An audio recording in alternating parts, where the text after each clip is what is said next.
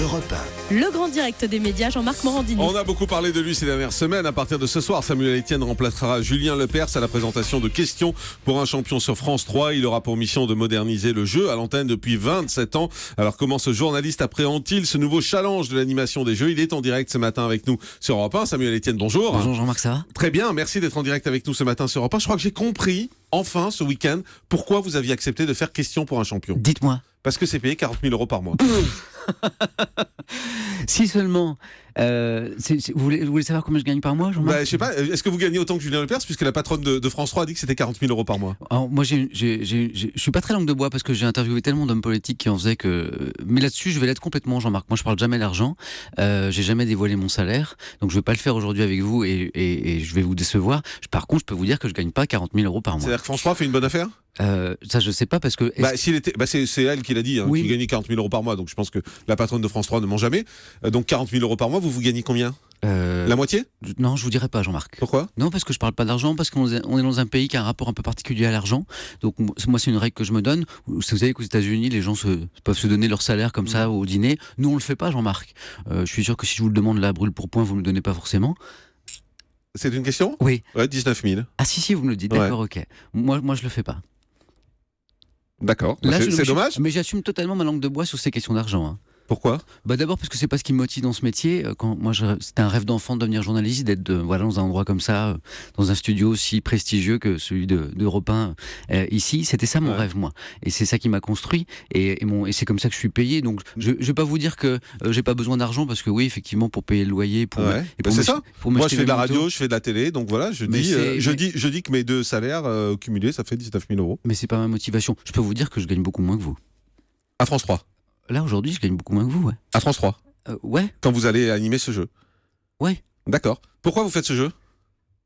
Parce que c'est fou, parce que c'est dingue, parce qu'il n'y avait aucune logique, Jean-Marc, à ce qu'on me propose cette aventure-là. 20 ans de journalisme, un peu plus même, du JT, de la revue de presse sur cette belle antenne où on est ce matin, et c'était un rêve d'enfant. Voilà, moi je me suis construit comme ça, et c'était ça que je voulais faire. Il n'y avait aucune logique pour que Dana un jour m'appelle, juste après un JT d'ailleurs, Dana Astier, la patronne de France 3, que je salue au passage, qui m'appelle juste après un 12-13 sur France 3, et qu'elle me dise, Samuel, on veut que tu présentes Questions pour un champion. Est-ce qu'elle vous a dit en même temps on veut que tu arrêtes de présenter le 12-13?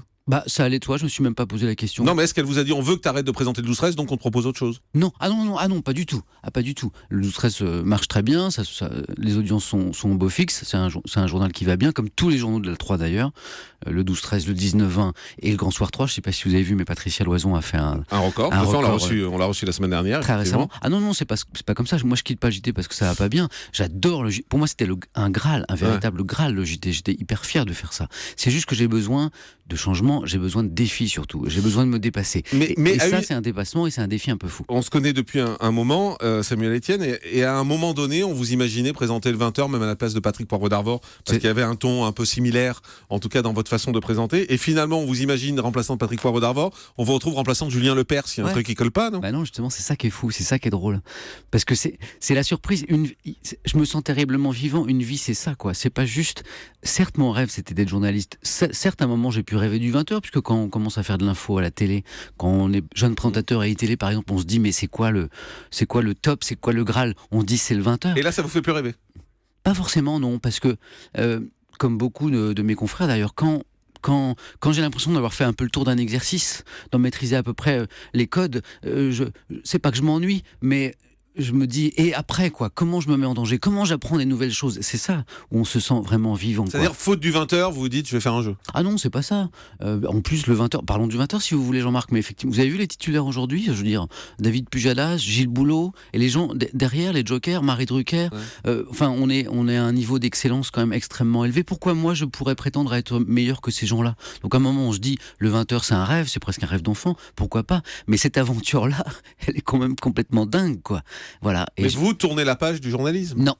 Pour être très clair, c'est-à-dire que... Bah oui. Non, mais je comprends votre analyse, elle est logique. En France, on parlait du rapport des Français à l'argent, on est aussi dans un pays qui aime bien mettre les gens dans des cases, quoi. C'est-à-dire. Ouais, mais là, on est dans un jeu, on n'est même pas on n'est pas dans un talk show. Ouais. Alors, un talk show, c'est vrai que la passerelle existe entre talk show et journalisme, et c'est une passerelle évidente. Là, entre aller faire le jeu et faire le couillon sur un plateau, non, mais c'est ça, parce que un animateur de jeu, il fait le couillon, mais au sens noble du terme, il est là pour amuser. C'est c'est quelqu'un qui fait. C'est un showman, en fait. Mais vous avez raison. Puis j'aime bien le mot couillon en plus.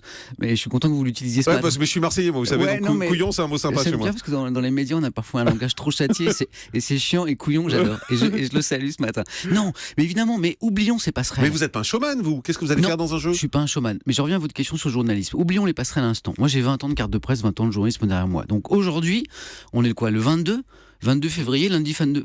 Je devrais oublier tout ça, quoi. Cette passion qui m'a animé pendant 20 ans, mais jamais. Moi, mon rêve, c'est qu'on accepte à un moment, dans quelques mois, pas tout de suite, parce que là, j'ai une mission qui est bien plus importante, qui est de réussir ce défi un peu fou, à question pour un champion. Mais dans quelques temps, quand je vais retrouver du temps et de l'énergie, j'espère bien devenir cet être un peu hybride. Certes, j'anime un jeu, mais attention, un jeu pas comme les autres, un jeu sérieux, avec un niveau de culture générale incroyable, question pour un champion, et être toujours journaliste. Ça, voilà, mon rêve d'aujourd'hui, c'est ça, c'est de porter ces deux casquettes. Maintenant, c'est pas à moi de répondre, c'est aux gens qui voudront éventuellement continuer à me confier des responsabilités journalistiques. La moyenne des audiences, c'est 1 600 000 téléspectateurs, 11,6% de part de marché. Donc l'objectif, c'est de faire au moins pareil dans un premier temps. C'est ça. Et ensuite de grimper. C'est ça. Si vous faites moins, vous arrêtez? Je pense qu'on m'arrêtera. Enfin, je sais pas comment ça se passe. Mais vous? Non. Enfin, vous de vous-même, vous direz j'arrêterai? Non, c'est-à-dire que moi, je vois déjà là que j'ai un plaisir infini dans l'exercice. C'est-à-dire que, et c'est ça que je recherche, et je pense que c'est la même chose qu'on recherche tous. Liberté et exercice. On pourra parler de la liberté si vous voulez. Mais le plaisir que j'ai, Jean-Marc, il est fou, il est dingue. Oui, quoi. ça c'est bien, mais ce qui est important, c'est le plaisir des téléspectateurs quand on fait de la télé. On fait pas de la télé pour soi, on fait de la télé pour les autres. Mais donc, si ce plaisir n'est pas partagé, si demain, pas demain, parce que demain c'est les premières audiences, donc ça veut rien dire, on va laisser passer, si dans 3-4 mois, vous êtes à 1,3 million, 1,4 million, vous vous direz ce plaisir n'est pas partagé. Donc j'arrête. On va m'arrêter, Jean-Marc. On va m'arrêter. C'est pas moi. On vous a donné combien de temps? Vous comprenez, c'est pas moi qui ai décidé de présenter question pour un champion. Donc non, mais c'est vous qui avez dit oui. Oui, bien sûr. Mais ce que je veux dire, c'est que de la même manière, c'est pas moi qui vais dire un lundi. Oh là là, combien je fais? 1,3 million seulement. Oh là, je vais arrêter. On vous a donné combien de temps? On m'a rien donné. Vous le savez. J'ai entendu Dana parler d'1 an et demi. Mais 1 an et demi, mais ça tiendra pas 1 an et demi si ça marche pas. Je sais pas, j'ai entendu Dana le dire. Moi, je ne sais pas. On m'a rien dit, moi. C'est très confortable. On m'a rien dit. J'ai pas de clause d'audience. J'ai pas de clause de temps. J'ai pas de clause de style. J'ai demandé, Jean-Marc, on m'a dit, je leur ai dit, vous voulez quoi comme énergie, comme style d'humour? Où est-ce que vous voulez qu'on mette la barre, quoi, en termes d'animation? Vous parliez de showman tout à l'heure. Et on m'a dit, tu fais toi. On t'a vu à l'œuvre? Tu fais toi. À l'époque, quand RTL avait viré Philippe Bouvard une première fois, il avait remplacé par Christophe de Chavannes. Il y avait une levée de bouclier, un peu comme pour Julien Lepers là, et ça avait été une catastrophe. Ils avaient fini par appeler Julien Lepers. Vous craignez qu'ils finissent par le rappeler par rappeler Philippe Bouvard? Est-ce que là, vous craignez qu'il rappelle Julien Lepers? Non, c'est pas une crainte parce qu'on a enregistré déjà un mois d'émission et on est tous très contents. C'est la chaîne est très contente, la production Fremantle est très contente, les candidats avec lesquels j'ai joué et notamment des gens qui avaient déjà joué avec Julien, du coup leur avis était très important. Ils vous ont dit quoi, que c'était mieux avec vous? Pas mieux, mais qu'ils avaient passé un bon moment, qu'ils s'étaient bien amusés, quoi. On est tellement différents, Julien et moi, que ça peut pas être mieux. C'est forcément différent. Donc tous les feux sont ouverts, sauf que le dernier feu vert qui nous manque, c'est le plus important. Qui est le plus important? C'est le public. C'est le public, c'est les audiences. Vous craignez qu'il rappelle Julien Lepers si ça marche pas? Je crains rien. Mais je vais dans votre sens si vous voulez. Je vais jouer ce jeu. Imaginons la catastrophe industrielle. Je n'y crois pas du tout. Moi, je suis très optimiste et je pense que ça va marcher. Imaginons cette catastrophe industrielle. Le jeu s'écroule. Après, ce sera à la chaîne et à Dana de trouver les solutions pour que ça marche. Mais en tout cas, vous ne retournerez pas au journal s'il vous arrête. C'est des passerelles effectivement compliquées du jour au lendemain de passer du jeu au JT. Moi je serais le patron d'une rédaction, j'irais pas embaucher le présentateur de questions pour un champion pour aller présenter un journal, ça ferait un peu bizarre quand même. Reste avec nous Samuel Etienne, à tout de suite.